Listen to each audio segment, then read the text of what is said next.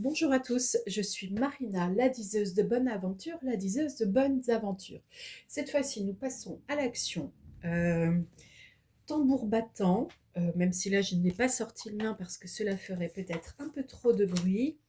Et nous allons nous demander quelque chose que je ne vais pas faire très souvent et pour lequel vraiment je mets beaucoup de précautions.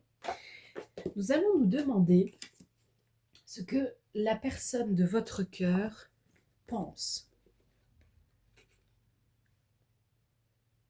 Donc, nous allons nous demander ce que la personne de votre cœur pense. On est donc sur du relationnel sentimental ou qui voudrait le devenir. Vous sortez, vous ne sortez pas avec cette personne, ça je ne le sais pas pour l'instant.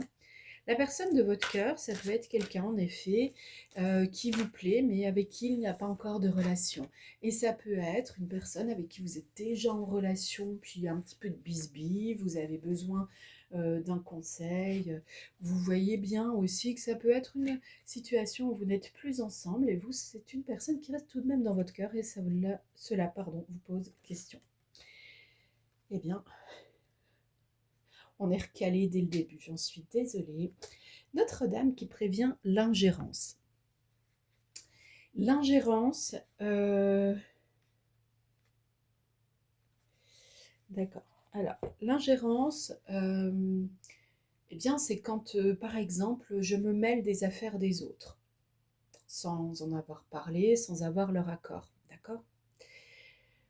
Alors, il est vrai que pour moi, faire des vidéos dans tout ce que j'observe, euh, dans ma relation au guide, à l'énergie et ainsi de suite, dans ma spiritualité en général, on va dire, et ma compréhension, ma philosophie de vie, faire des vidéos et des sessions sur les pensées d'une autre personne, d'un tiers, cela ne me semble jamais complètement juste. Alors, quand j'ai dit, bon, bah, on est recalé dès le début, bah voilà, moi j'ai mon signal en fait que je n'ai pas à explorer les ressentis d'une personne qui ne demande pas à être analysée par nos énergies perceptibles.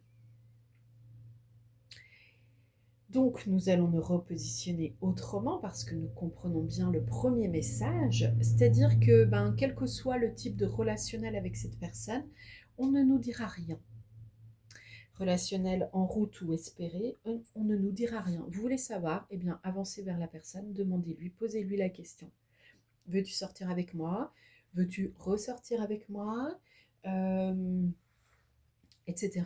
D'accord? Allez-y en direct.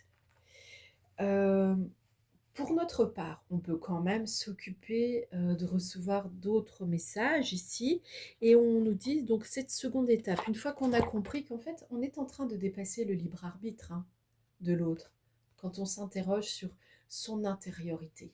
En fait, on est simplement en intrusion, c'est de l'ingérence. On peut avoir besoin de savoir ce que quelqu'un d'autre pense, mais dans ce cas-là, il faut le lui demander. Il ne faut pas passer par des tours de passe-passe à côté. Eh bien, c'est sympathique, on nous donne maintenant Notre-Dame de l'océan de la Renaissance. Voilà. Nous accueillons cette décision, je dirais, suggérée, hein, euh, de ne pas entrer en intrusion dans le monde de cet autre, et nous nous recentrons donc sur nous. Et là, je vais vous poser une autre question. Comment vous sentez-vous vis-à-vis de cette personne? C'est ça qui est intéressant en réalité. Comment vous sentez-vous vis-à-vis de cette autre personne? Alors vous le savez, vous pouvez y répondre. Et puis moi, je vais aller observer un petit peu plus profondément dans ce que vous ne voulez pas voir. J'ai une première carte, 39, les dés, le hasard. C'est un peu comme si vous étiez en suspension dans les airs, en train de vous demander si c'est raisonnable, en effet, de laisser tomber le questionnement sur l'autre, si c'est bien correct de revenir uniquement à soi. Euh, il y a quelque chose qui est très ancré en vous et qui ne voudrait pas s'en remettre à de l'irréel et du hasardeux. On peut le comprendre. En fait, c'est comme si vous manquiez, pardon de le dire ainsi, mais de maturité émotionnelle. En manquant de maturité émotionnelle, on n'est pas une personne qui est bête, méchante ou je ne sais quoi. C'est juste qu'à un moment donné, on s'est détaché de ses propres émotions, euh, souvent parce que c'était trop souffrant. Et bien là, on y retourne ensemble, dans ce monde émotionnel, pardon, pour aller débusquer ce qui fait ruse, hein, ce qui vous tend des pièges. Le piège, là, le premier, c'était de vouloir entrer dans la vie de l'autre en sachant déjà ce qu'il pense, hein, par exemple. Euh, c'est quelque chose qui peut-être se fait beaucoup et répétitif quand vous regardez le genre humain, mais c'est pas pour autant que vous, avec votre innocence primale, vous deviez en arriver là aussi, parce que c'est vraiment quelque chose qui n'a pas de bonnes énergies. Donc maintenant, on nous dit en fait que finalement, on pourrait recevoir des nouvelles. Oui, il y a une façon simple hein, de se mettre en contact avec les gens. On a leurs coordonnées, on les appelle, on assume ce que l'on pense et ressent, et puis on leur propose en toute cordialité d'explorer le sujet avec eux. Finalement, vous auriez envie d'avoir une baguette, eh bien, vous vous rendriez à la boulangerie pour en acheter une, d'accord? Vous ne prendriez probablement pas, je l'espère, une vidéo, le pendule, des cartes et ainsi de suite pour savoir si il va rester du pain quand vous y serez dans cette boulangerie et si en plus les pensées des vendeurs, vendeuses, boulangers, boulangères vont vous être favorables pour vous permettre d'acquérir ce que vous souhaitez. Vous voyez où je veux en venir? Je l'espère. Veut-on posséder une relation, une personne? Veut-on avoir une relation?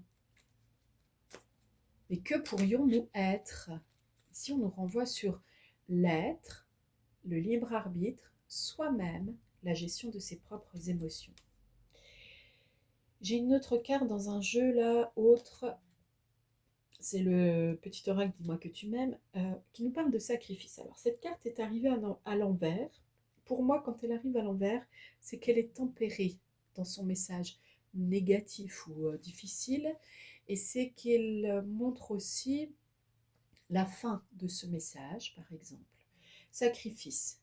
Alors, le sacrifice, c'est par exemple tout donner à une personne dans l'espoir inconscient d'être choisi, aimé, protégé, coopté, de faire partie du clan, appartenir au clan, etc.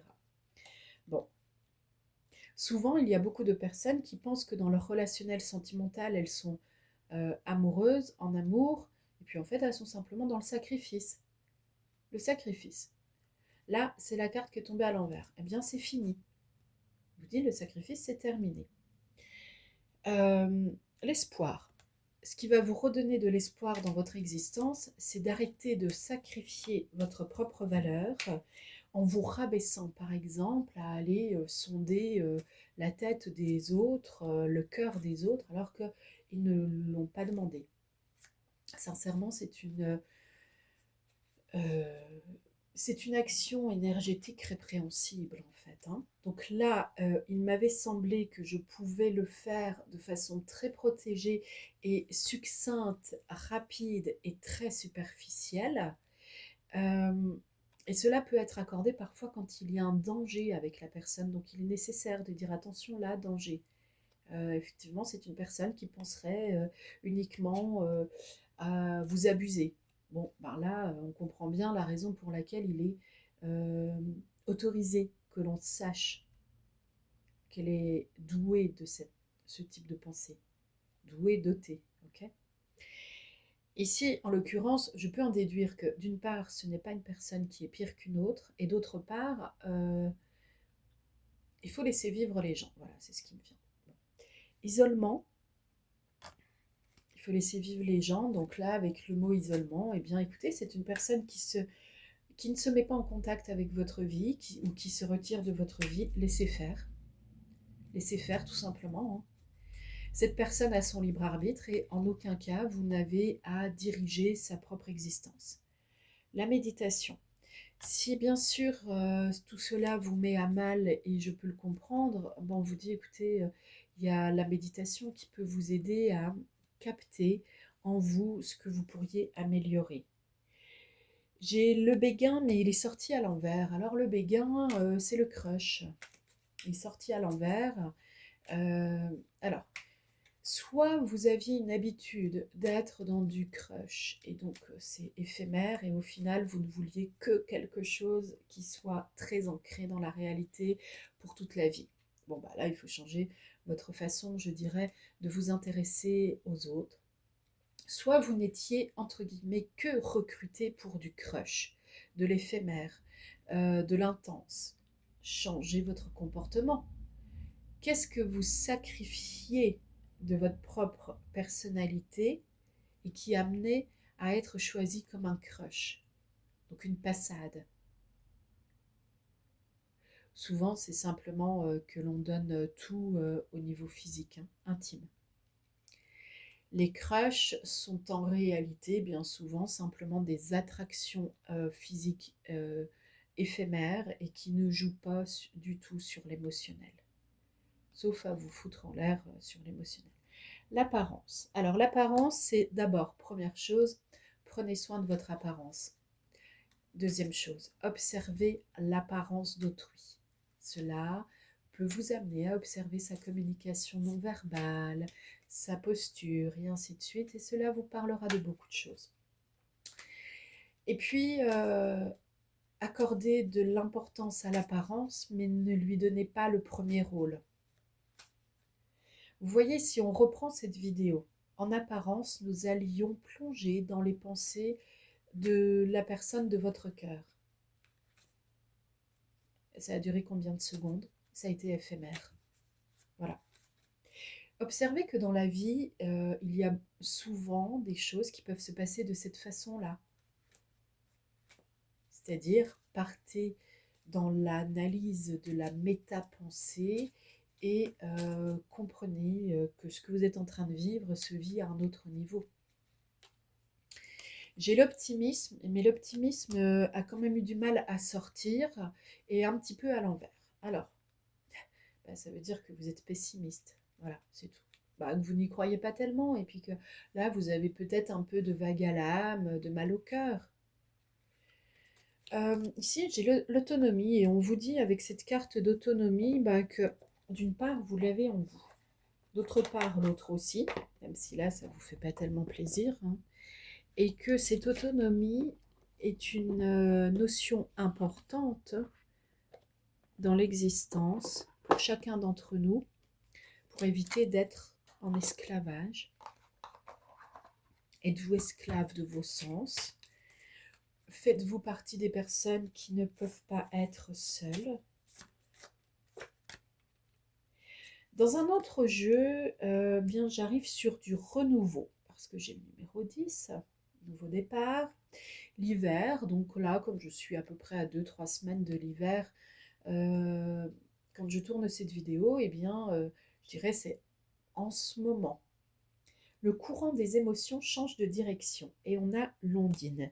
Alors l'ondine, c'est le rapport avec l'eau, avec les émotions, c'est le monde éthérique des fées, c'est aussi la sensualité et parfois, quand cela déborde et est mal cadré par l'ego qui veut simplement posséder, c'est hélas la possession.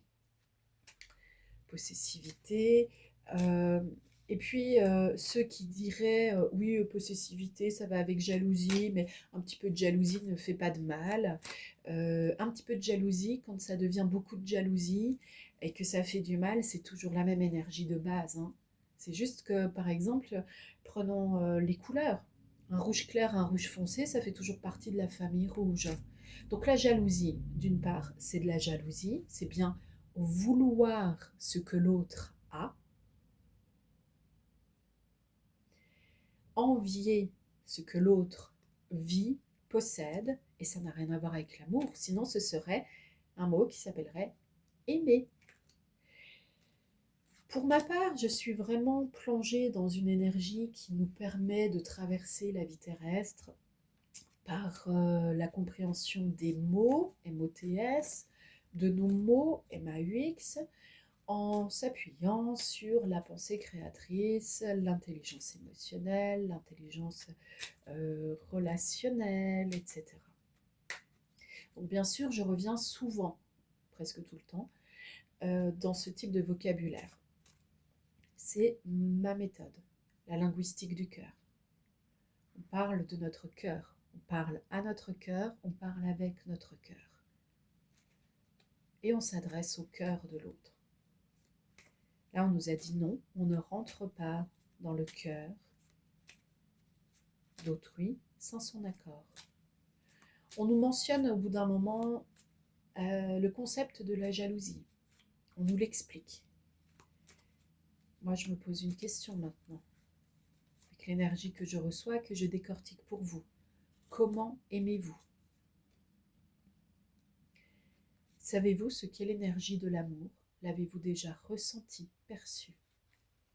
Avez-vous déjà perçu cette énergie de l'amour à travers vous et constaté, observé qu'à ce moment-là, même votre vocabulaire change et que vous êtes simplement épanoui à l'idée que les autres puissent avoir, puissent vivre ce qui leur fait envie.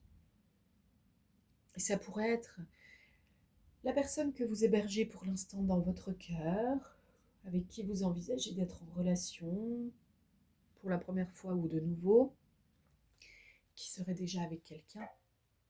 À ce moment-là, quand vous êtes vraiment dans l'énergie de l'amour, vous savez comprendre que si cette personne est déjà avec quelqu'un, c'est pour elle, c'est pour son bien, c'est son existence, et vous n'avez aucun droit là-dessus. Et que si un jour cette personne venait vers vous, eh bien c'est que c'est ainsi. Nous avons une autre carte dans ce jeu au royaume des fées et qui nous amène vers la notion du duo. La reine, l'été par comparaison bien sûr avec les ondines et l'hiver, c'est la sensation de se réchauffer. Peut-être aussi qu'il va falloir quelques mois, presque une demi-année, peut-être un peu plus, peut-être un peu moins, pour élaborer de nouvelles pensées. Ce n'est pas du tout débile de penser qu'il faudrait plusieurs mois pour changer des choses en soi. Le soleil ne se couchera pas sur vos rêves, votre vie reflète la couleur de vos pensées. Vous arriverez à trouver ce qui vous convient, mais ce n'est pas la personne avec qui vous pensez pour le moment. Là, c'est clair et net. C'est un peu plus tard que cela va arriver, cette personne qui vous convient. Mais vous serez passé au statut de reine. Donc vous aurez pris du galon, vous aurez pris de la maturité émotionnelle, de la compréhension dans votre façon de vous positionner. Et si vous êtes un homme, quelque part, votre énergie féminine en vous sera reine, celle qui vous amène dans l'émotion et qui vous amenait peut-être à vous sacrifier pour être accepté dans un duo sentimental. Les trappeurs, non, ce sont les frappeurs. Les frappeurs, numéro 11. Alors le numéro 11, c'est encore en numérologie le duo. Et pour certains qui ont extrapolé peut-être d'autres énergies auxquelles je ne me confronte pas et avec lesquelles je ne collabore pas, certains vont vous parler de cet autre qui est votre jumeau, flamme jumelle. Bon. Rapide aparté sur la notion des flammes jumelles. Peut-être qu'au plan énergétique, dans d'autres sphères et dimensions, les flammes jumelles existent pour de vrai. Je n'ai aucun moyen de le contredire et aucune envie en moi d'affirmer que cela serait faux. Mais comprenez bien que je l'ai positionné hors terre. Peut-être que cela est hébergé comme un code interne à essayer de réaliser dans sa propre existence. Pour beaucoup d'âmes qui se sont incarnées pour ces temps assez particuliers de shift général au niveau terrestre, peut-être. Maintenant que l'on nous raconte une histoire que tout le monde coopte sans sonder les sources, une histoire où le parcours de flamme jumelle est extrêmement souffrant, où l'on rencontre en réalité énormément de narcissiques. Et pour certains qui sont tellement colmatés dans leur système narcissique qu'ils en sont presque pervers. Avec la notion de ne pas mériter le retour de l'autre parce que l'on n'a pas assez travaillé sur soi. Ben, c'est la carotte devant le bout du nez de l'âne pour le faire avancer. Qu'on me raconte la possibilité, en me transmettant une énergie d'autres cieux, venant d'autres cieux, qu'on me raconte la possibilité de se mettre en relation avec une personne avec qui je suis en résonance, en bonne résonance. Cela me montre simplement qu'on a eu des parcours, effectivement, nous permettant de nous entendre sur la même fréquence, dans tous les sens du terme. Et c'est pour cela que l'on se rencontre. Si je m'attache à observer ce qui se passe chez l'autre, je ne peux plus regarder ce qu'il se passe en moi. Et je perds pied. Et il ne se passera rien que le fait de perdre pied. Ce que je veux vous transmettre ici, c'est qu'il est important en fait d'être focus sur soi-même, avec des concepts dans nos existences qui nous font avancer, qui nous mettent du projet en tête, c'est d'accord. Mais en restant focus sur soi et son propre développement individuel à titre personnel et ou professionnel. La personne que vous avez amenée sur Terre, c'est celle que vous incarnez précisément maintenant. C'est d'abord cette personne qui a une mission. Repartir avec joie de Terre. Nous repartirons tous un jour. Le problème, c'est que si nous ne partons pas avec joie, nous compliquons le reste du chemin. Croyez-vous que les personnes qui sont bloquées dans les histoires de flammes jumelles telles qu'on nous les raconte avec la notion de quasiment atteindre la perfection, alors qu'on nous dit d'un autre côté, injonction contradictoire, que la perfection n'est pas humaine, croyez-vous que ces personnes, le jour où elles partent, elles aient créé une bulle de joie, rien que pour cette histoire, dans leur vie? Non. Pratiquant l'accompagnement en fin de vie depuis une quinzaine d'années, je peux vous le dire avec certitude, non. Et c'est donc bien un problème. Bref, ici nous étions avec une carte que je voulais appeler les trappeurs, mais qui sont les frappeurs. Une carte qui représente l'ensemble des frappeurs. C'est l'été encore, on est avec le numéro 11, donc qui nous ramène au duo, mais on peut aussi comprendre qu'il y a eu du renouveau. On en est à la deuxième étape peut-être. Les cœurs purs sont toujours récompensés, la paix règne sur votre esprit. Bon. Moi je dirais qu'ici on commence à comprendre que l'autre, bien s'il a envie d'être avec nous, il le sera, hein, il se manifestera. Il n'y a pas besoin d'aller se poser tant de questions que cela, à part se dire, bon, bah, effectivement, là, c'est souffrant, je suis dans le manque et la frustration parce que non-présence, etc. C'est cela qu'il faut prendre en considération, ce que vous vivez, ce que cela vous fait vivre. La personne, elle est peut-être en apparence dans votre existence uniquement pour vous montrer que vous pourriez jeter votre dévolu sur quelqu'un pour l'acquérir, le posséder, être avec. Pourriez-vous être avec vous-même déjà? Merci à tous ceux qui, peu à peu, sont de plus en plus nombreux à suivre mes travaux, mes vidéos, à lire mes livres, à venir en séance aussi depuis plusieurs années. Merci à vous.